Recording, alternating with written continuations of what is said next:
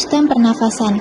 Bernafasnya bayi untuk pertama kali akibat dari refleks yang dipicu oleh perbedaan tekanan antara intrauterin dan ekstrauterin. Pada bayi baru lahir, fungsi pernafasan merupakan pengaruh kontraksi diokterin, sehingga pernafasan abdominal adalah karakteristik bayi baru lahir. Pernafasan dangkal dan kadang tidak teratur juga bisa terjadi. Rangsangan pernafasan pada bayi baru lahir yang pertama, tekanan mekanis yang toraks. Kemudian yang kedua, penurunan tekanan oksigen dan kenaikan tekanan karbon dioksida. Kemudian rangsangan hemoreseptor pada sinus karotis atau simulasi kimiawi. Dan yang ketiga, rangsangan dingin dapat merangsang permukaan gerakan atau simulasi sensorik.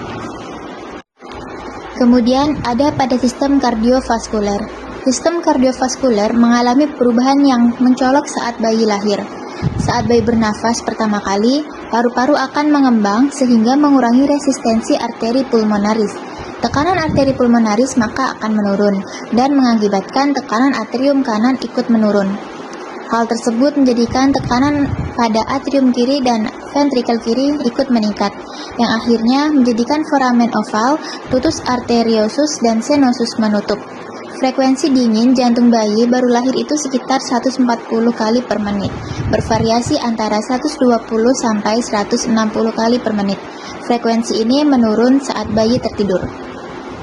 Selanjutnya, ada pada sistem hemotropoetik, di mana saat bayi lahir, darah bayi mengandung rata-rata 70% hemoglobin janin.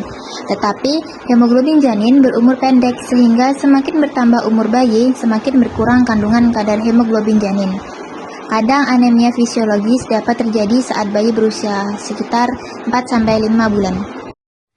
Kemudian ada pada sistem renal. Pada kehamilan matur, ginjal akan menempati sebagian besar abdomen bayi baru lahir. Saat lahir, urin biasanya terdapat pada kandung kemih bayi. Frekuensi berkemih berkisar 2-6 kali pada hari pertama dan berkisar 5-25 kali pada hari sesudahnya.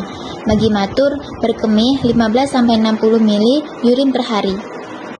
Selanjutnya ada pada sistem integumen.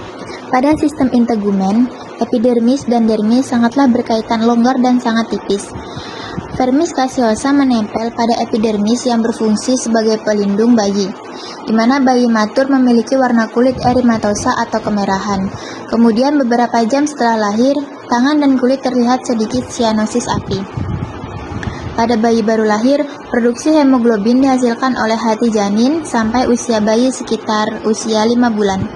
Asupan besi ibu hamil sangatlah berpengaruh sebagai simpanan zat besi di dalam hati janin.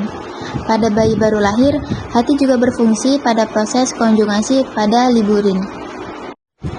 Selanjutnya, ada pada sistem gastrointestinal, di mana pada bayi baru lahir hanya mampu mencerna metabolisme protein dan karbohidrat yang sederhana, serta mengamunisi lemak seperti yang terdapat pada ASI atau air susu ibu. Bayi baru lahir tidak mampu memindahkan makanannya dari bibir ke mulut, sehingga puting susu harus diletakkan cukup dalam di mulut bayi.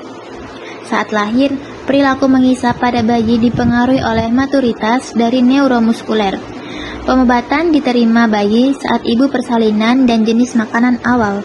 Selanjutnya, ada sistem imunitas, di mana pada bayi baru lahir dilindungi oleh kekebalan pasif yang didapat dari ibu selama 3 bulan pertama kehamilan.